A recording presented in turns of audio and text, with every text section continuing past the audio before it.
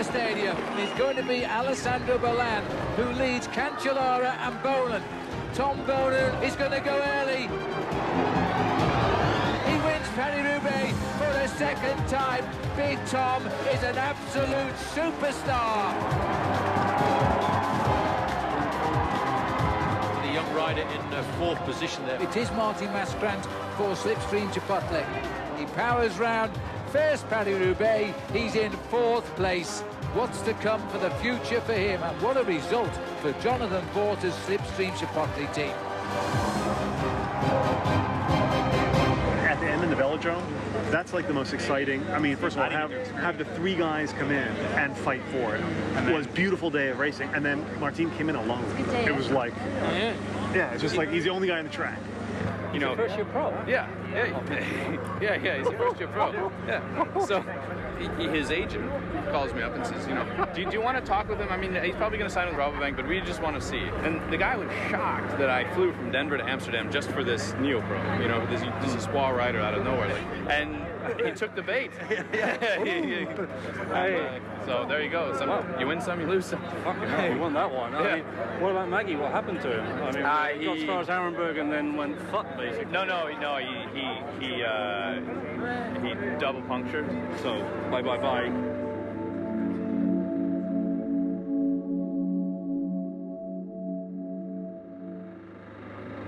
Yeah, hand wheels. They didn't come off, they broke. I ended up with a very, very disappointing ride. My wheels broke and that was it. Everything kind of collapsed underneath me. And then it was just a series of bad incidents in the space of about 3 kilometers. Basically, my life, my whole race was gone. And what do? That was it, you know.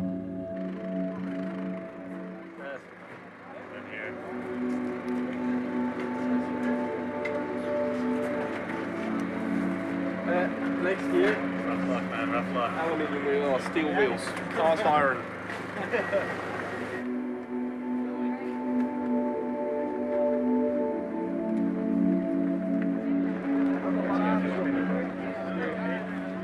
You guys taking a vacation now? You guys gonna be home for a while? Or is he... We're off to Euro Disney now for a couple of days, so off there tonight. Well, straight from here, yeah. So try and track him down for 2 days before he has to start training again.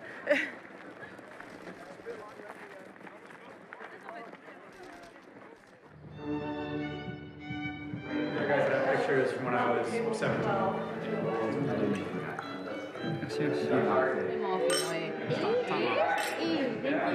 My son said, he's 6, he said, you know, Dad, fourth, it's better than you think. That's right. We had a good race today, and it's the most important one-day race of the calendar. And we got fourth, and you know, and then Tuesday we race again. And at that race, what we did at this race doesn't mean anything. I mean, that's just racing. I mean, there's the old saying, you're only as good as your last race. So at least for the next 24 hours, we get to enjoy being the fourth best in the world. The soonest that we could find out about the Tour de France is something like a week from today. So it's our job to demonstrate that we're for real, we are strong, and that we deserve the invitation and can live up to it. Hey, okay, on trois, un, deux, trois, vive la France!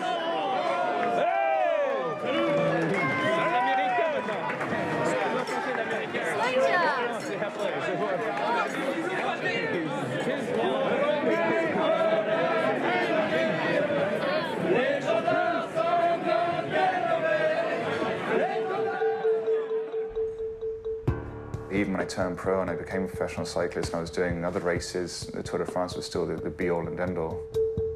It's always been the event that I hold closest to my heart, that I feel, that feels to me like professional cycling. Tour de France is special for every cyclist just because it's a Tour de France.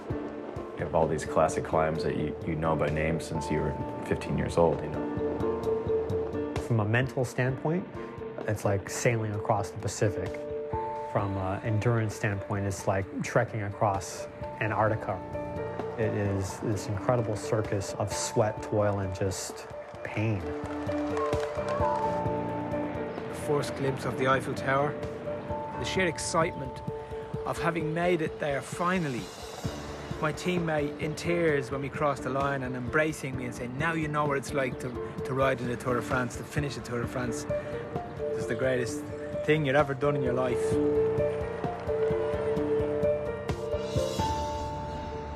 What would be a good tour? You know, our ideal tour, I think, is that, you know, we have the leader's jersey for a day or two. We win a stage and we have a rider in the top 10. The sponsorship aspect of, you know, this enterprise is obviously a big deal. You know, where do things stand with that? Are you feeling better about things than you were a year ago? All right, hold on. Well, I'm going to answer that question for you. Okay, but this is all off the record, NBA until June 18. European style. Yeah, it's fun scale. That's our New Jersey starting July 3rd. Garmin Chipotle. Awesome. We finally don't have to rob Doug's piggy bank every month. It's great. We were searching for a title sponsor. We found one. I guess it's more of a relief than it is, you know. I mean, it means the team is going to exist for a long time. Now we brand everything Garmin, head to toe. There it is, boys. We got ourselves a new sponsor. Who is that? It's Christian Vandeveld. You notice how aerodynamic he looks? Look at that great head position. Not a lot of just...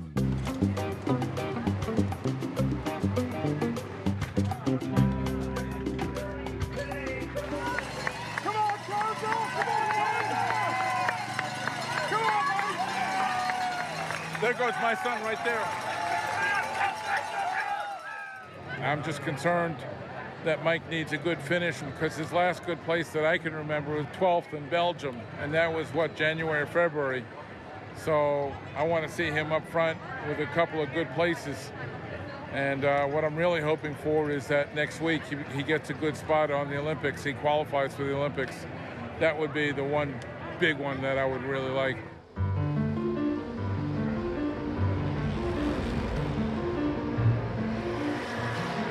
Try to figure out what the order is going to be because the sooner the better. I'll be sad if he doesn't get to go to the Olympics. You know, in 2006, he was easily, by far and away, the best, you know, track rider in the United States. And then, you know, last year he struggled to come back from his injury, and then this year he just hasn't quite put all the pieces together. You know, he's got a lot of talent. It's just, you know, taken a little while to pull it out. It's just been an emotional roller coaster, you know. I mean, you get your highs and you get your lows, and it just seems like I just get all hyped up and I'm ready to rock and roll, and then it doesn't work out for whatever reason, one or another. And if I make the team, it'll be a dream come true. If I don't make the team, man, I made a lot of sacrifices. So there's 4 of us out there going for this time, and whoever has the fastest time will be an automatic qualifier for the Olympics. And then the second rider will be chosen via coach's selection. You know, the whole winter's been really stressful because all 4 of us are really good friends, and at the end of the day, 2 are staying home and 2 are going. 16. It's just such a tough thing, I think, mentally and emotionally, to put yourself in the place of just like, you've got to beat these guys that are your friends, and you got to put yourself first. But at the end of the day, not all these people are going to go to the Olympics, so they have to fight it out amongst themselves.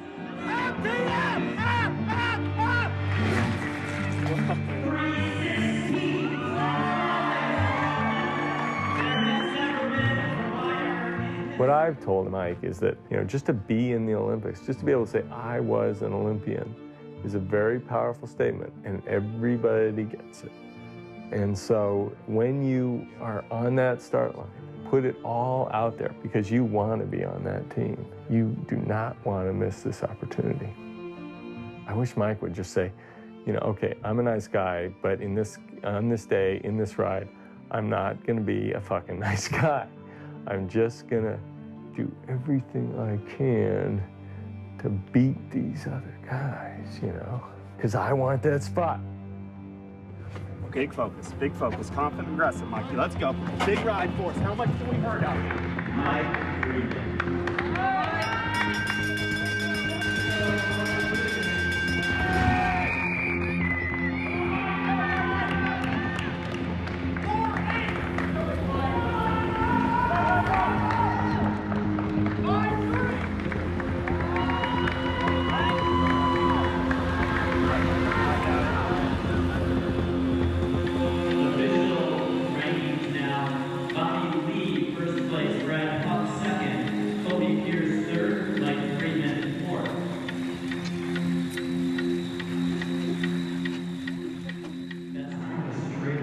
Sorry, man. I thought you were gonna fucking crush everybody here. I just put a lot into it, you know?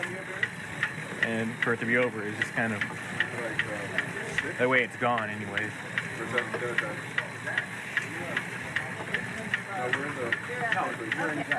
How do you break it to your dad who roots for you every day? How do you make the team? How do you do that? I don't know how I'll do it. But the second spot hasn't been determined yet. No, that's true, but I just can't keep having hopes, you know? I just can't keep doing that. It's too hard mentally to just have wishful thoughts, you know, and keep hoping. I just rather get let down now and have that be a surprise if it happens, you know?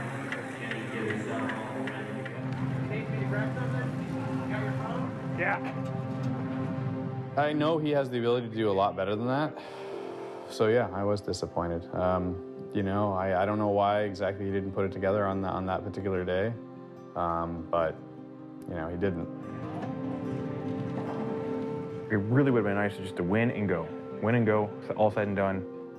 Say la vie, you know, and then we have a plan, you know, and that's what JV wanted. And in his eyes and my eyes, I failed. Man, I fucking failed. So, and that's really freaking hard to swallow. So, yeah.